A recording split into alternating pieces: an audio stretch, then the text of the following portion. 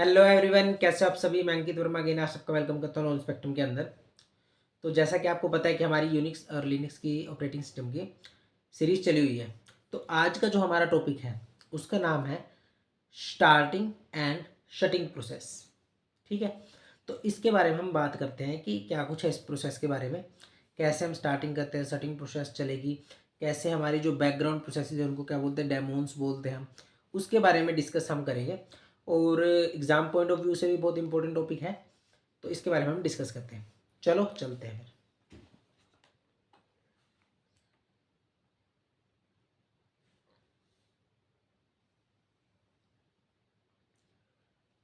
तो स्टार्टिंग और shutting process के अंदर है क्या बेसिकली, इसके बारे में डिस्कस करते हैं। तो जब लिनक्स सिस्टम ना हमारा बूट होता है तो उसके अंदर बहुत सारी बैकग्राउंड की प्रोसेसेस चलती रहती है भाई। जो बैकग्राउंड प्रोसेसेस है उनको हम क्या बोलते हैं, डेमोन्स बोलते हैं। पहले इसके बारे में देखते हैं।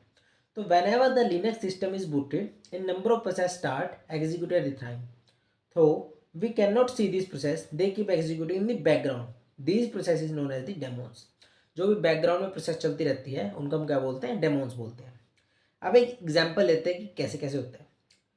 ठीक है, फॉर एग्जांपल इनिट का मतलब एक इनिशियलाइजेशन एक प्रोसेस है जिसको हमने क्या बोला, एक डेमोन्स है, एक बैकग्राउंड प्रोसेस है। ठीक है, which keep executing as long as running. This daemon process spawn a lot of children process and generally called as the ancestor of other process of the system.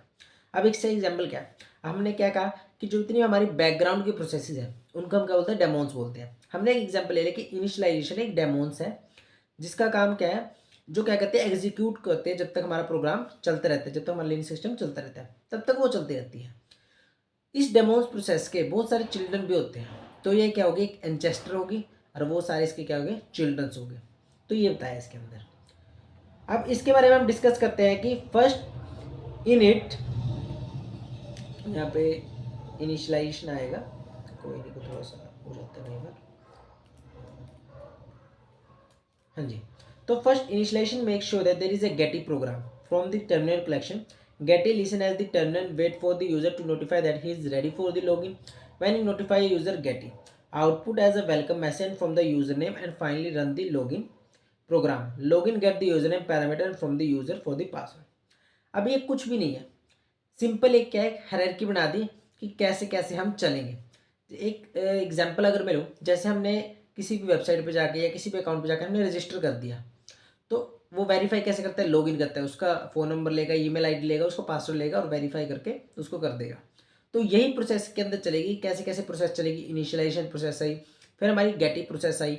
Getty process आने के बाद ये उसका user name और password लेगा, वो match करेगा। अगर वो मैच नहीं होता तो दोबारा से इनिशियलाइजेशन प्रोसेस के ऊपर जाएगा। अगर वो हो जाता है तो आगे फर्दर मूव करेगा, शेल के अंदर जाएगा, फिर दोबारा इनिशियलाइजेशन के अंदर मूव करेगा। तो एक हमारे पास इसका डायग्राम है जिसके बारे में हम डिस्कस करेंगे। तो डायग्राम क्या है, अभी एक स्टार्ट प्रोसेस है। स्टार्ट प्रोसेस स्टार्ट हुई, फर्स्ट स्टेप पे गई जिसका नाम क्या है, इनिशियलाइजेशन प्रोसेस।